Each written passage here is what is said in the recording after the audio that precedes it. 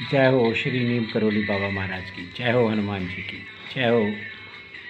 तो जैसा कि मैंने पिछले वीडियो में भी बताया था कि मैं बाबा के डिवाइन नेचर के बारे में बता रहा था।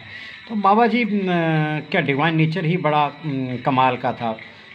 वो बिल्कुल ऑर्डिनरी व्यक्तियों की तरह रहते थे और उनका कोई लोभ लालच में कोई ऐसी कोई था ही नहीं, दूर दूर तक कोई मतलब ही नहीं था, कोई बोल ही नहीं सकता था।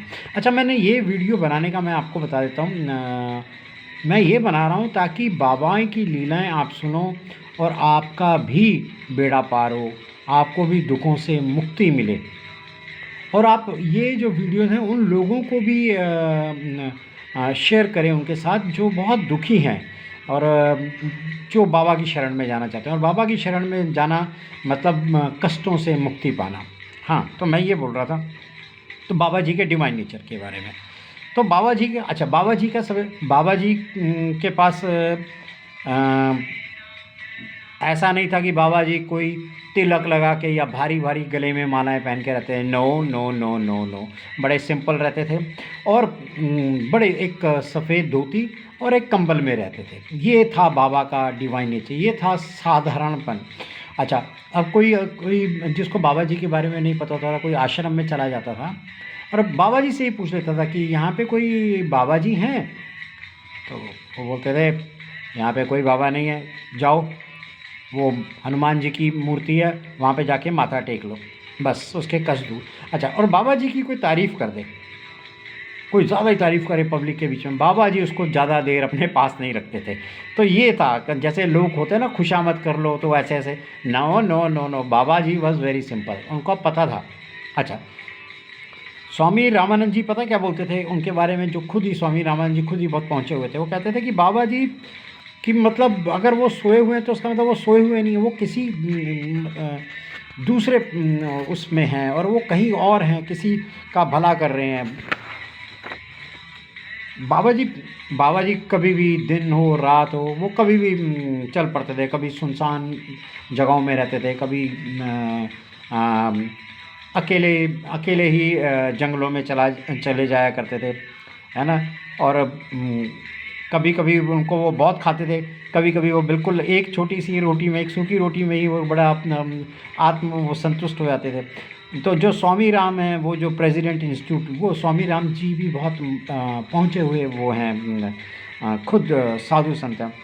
उन्होंने कहा कि बाबा बाबा का जो फिज़िकल अपीयरेंस था ना, वो बिल्कुल ऐसा था कि जैसे बच्चों की तरह, है ना। कई बार तो वो भूल ही जाते थे कि मैंने को खाना भी है, नहाना भी है। तो उनके जो उनके इर्द गिर्द होते थे वो बोलते थे बाबा जी को, जी आपको ये भी करना है, नहाना भी है, खाना भी है, तो पूजा। तब वो बोलते थे ओहो अच्छा। और बाबा जी की सबसे अच्छी बात मतलब वही डिवाइन नेचर बाबा का। बाबा कभी भी बाबा जी ने किसी से भी, खासकर फॉरेनरों से, कभी भी कोई धनराशि नहीं ली, कभी भी नहीं ली। हाँ, वो गरीब आदमियों से मतलब ले लेते थे, गरीब आदमियों से ले लेते थे। और फिर तो खैर वो तो मतलब उनका तो बेड़ा पार था ही था। तो और वो हमेशा ये कहते थे कि सारे लोग भगवान के आगे गरीब हैं। हाँ, वो लोग ये बोलते थे, वो ये बोलते थे बाबा जी को, वो इनकरेज किया करते थे कि चलो भंडारा करो, है ना, लोगों को खिलाओ पिलाओ, नीडीज़ लोगों के लिए ना मकान बनाओ, आश्रम बनाओ, मंदिर बनाओ। तो ऐसे वो ऐसे करते थे। और बाबा का जो क्षमा करने का जो क्षमा करने की उनकी प्रवृत्ति थी, वो मतलब वो मैच ही नहीं कर सकती, मतलब वो कमाल ही थी। वो बिल्कुल साधारण, मतलब कोई सोच भी नहीं सकता कि मतलब ऐसे बाबा। अच्छा अच्छा, बाबा ना कोई आदमी गलती कर दे तो बाबा को ये बहुत बुरा लगता था, बहुत बुरा लगता था। और वो बोलते थे कि भाई जिसने गलती की है उसको तो भुगतना चाहिए।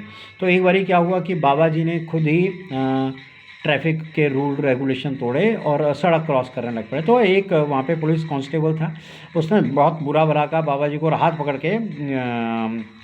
पकड़ के मतलब हाथा हाथा थोड़ा हाथ सा लगा दिया उनको। तो बाबा जी ने इस बात का बिल्कुल नहीं बुरा माना। पर एक आदमी ने नोटिस किया और उसने हायर अथॉरिटीज़ को ये बात बता दी कि बाबा के साथ एक इसने ऐसा ऐसा किया। तो बाबा जी खुद उस पुलिस ऑफिसर के पास गए और उन्होंने बोला, जी इसका कोई कसूर नहीं है, गलती तो मेरी थी, तो इसको प्लीज़ ऐसा कुछ भी ना करें। तो ये है बाबा का डिवाइन नेचर। मैं आगे भी ऐसे ही बाबा के डिवाइन के नेचर के बारे में बोलूँगा। उसके बाद मैं बाबा जी के दरबार के बारे में आपको बताऊँगा, कमाल की बातें बताऊँगा। मैं दोबारा कह रहा हूँ, ये बाबा की लीलाएं सुनने से ही कष्ट दूर होता है। आप उन सबको भी ये सुनाएं जो कष्ट में हैं बाबा के। और ये भी है इसका मतलब कि कुछ लोग पढ़ नहीं पाते हैं बाबा जी के, तो ये मैं इसलिए भी शॉर्ट वीडियोस बनाता हूँ ताकि वो चलते चलते सुन लें और बाबा जी के नाम ले लें किसी भी तरह। जय सिया राम, जय हो नीम करोली बाबा जी की। बाबा जी के चरणों में मेरा प्रणाम, श्री माँ के चरणों में मेरा प्रणाम।